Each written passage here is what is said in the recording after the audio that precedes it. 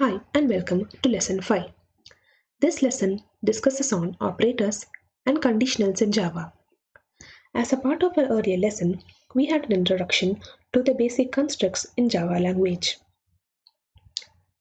In this lesson, the objective is to understand operators in Java, to understand the classification of operators.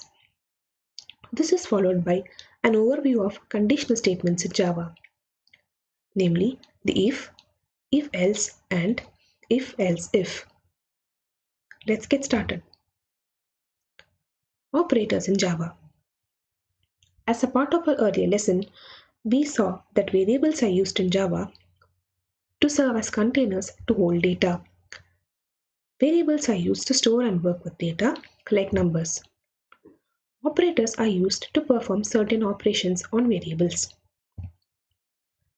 One such example of an operator that we have already come across is the equals operator. For example, consider the statement int number1 is equal to 50.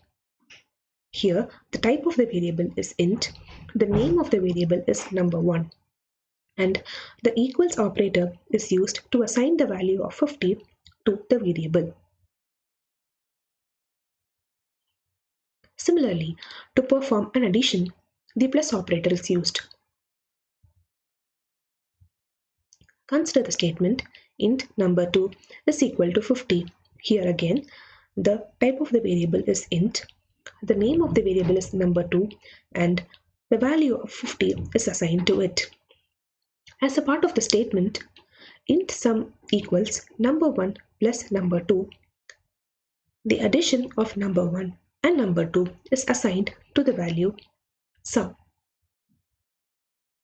Thus, the variable sum stores the addition of number1 and number2. This is an example of the usage of operators in Java.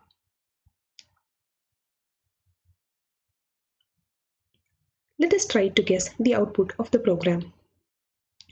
Here, we assign the value of 10 to number1. As part of the next statement, we are assigning the value 20 to number2. And we are creating a third variable called sum and assigning the addition of number1 and number2 to sum. Finally, we are displaying the statement sum is and the value of sum. Here, whatever statement is displayed within the double quotes is displayed on the screen as such, and it is followed by the value of the variable sum. Consider the plus operator here as doing a concatenation of the different parts of the output. That is, the plus operator serves as a link to join the two parts of the output. Let us move on to the different categories of operators in Java. Operators are basically classified into 5 categories, namely arithmetic, assignment, comparison, logical, and bitwise. Arithmetic operators are used to perform mathematical operations such as addition, multiplication, etc. Assignment operators are used to assign values to variables. Comparison operators are used to compare values. Logical operators are used to perform certain operations and return either a true or a false. Bitwise operators are used to perform operations at the bit level, namely, they are used to perform operations with the binary representation of their operands. Let us have a basic introduction to the arithmetic, assignment, and comparison operators in Java. Assignment operators are used to assign values to variables. An example of a basic assignment is number1 equals 50. Here, the value of 50 is assigned to the variable number1. Arithmetic operators are used to perform operations such as addition, subtraction, multiplication, etc. And comparison operators are used to compare the values of variables to see if a value is greater or lesser or if the values are equal. In the following example, we have a variable laboratory fee and a value 200 is assigned to it. We also have a variable tuition fee and a value of 400 is assigned to it. This is followed by creating a third variable called total fee and assigning the sum of the variables laboratory fee and tuition fee to it. Finally, the value of total fee is displayed on the output.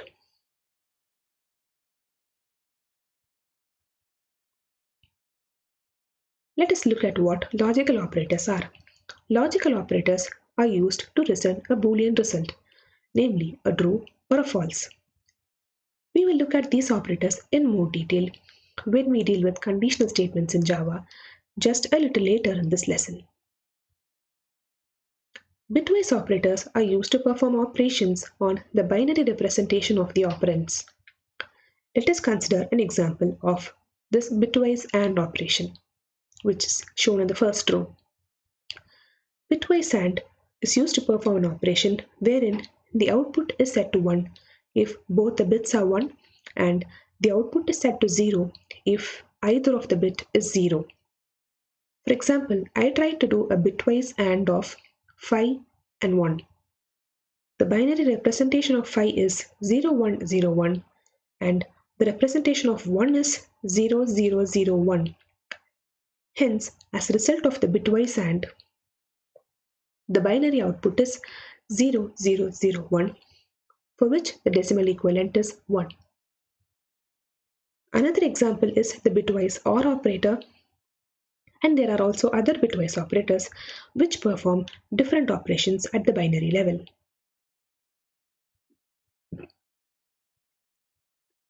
Let us have a look at conditional statements in Java. The programming examples that we have seen till now have statements that are executed one after the other. For example, in the snippet shown, there are 4 lines that are displayed to the output one after the other. But for example, if we have a requirement to print certain lines of code only when a certain condition is true, we need to use the conditional statements that are provided by Java. Let us have a look at those. The if statement. The if statement is the fundamental conditional statement in Java. If there is a requirement to execute certain lines of code only when a certain condition is true, the if statement is used. The usage is if followed by the condition to be checked. This is followed by the block of code which will be executed if the condition is true. For example, I have 2 variables, namely int a, which is 30, and b, which is 20. Here a condition is checked, which is if a is greater than b. In our case, a is 30 and b is 20. Hence, the condition is true. Because this condition is true, the print statement is executed and a is greater than b is displayed on the output. If the condition had not been true, the statement would not have been executed. Let us look at the next variation of this if statement, which is the if-else statement. The if-else combination is used to specify 2 flows. One is executed if the condition is true and the other is executed if the condition is not satisfied. In the example, there are 2 variables a and b. A is assigned the value 10 and b is assigned the value 20. If a greater than b, this statement checks if the value of a is greater than the value of b. But here, the condition is not true. Thus, the else part is executed. Here the else part displays b is greater than a to the output. Hence, the output of this program is b is greater than a. Thus, if-else is used to specify 2 flows. One flow is executed if the condition is true, and the other flow is executed if the condition is false. However, at one point there is only one statement that is executed.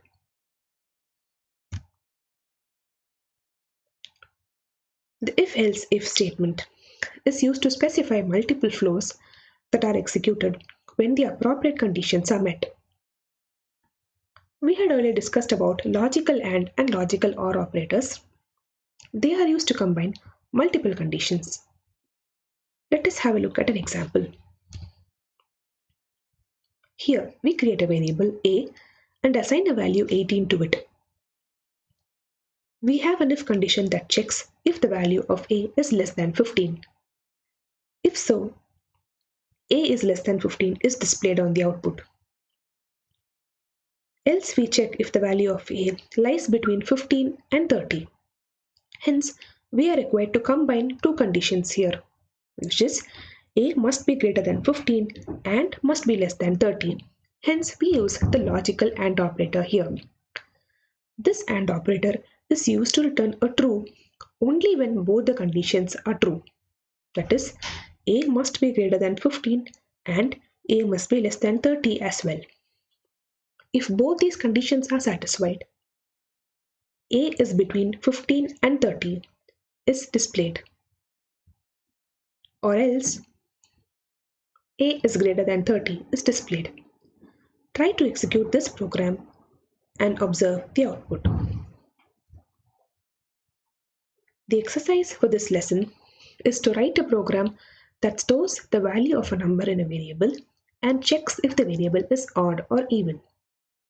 The program has to display odd if the number is odd or even if the number is even. The program should display 0 if the number is 0. The hint is all even numbers are divisible by 2. That is, they give a remainder 0 when divided by 2. Modulus is the operator that gives the remainder of a division. Use this condition to check. Thank you.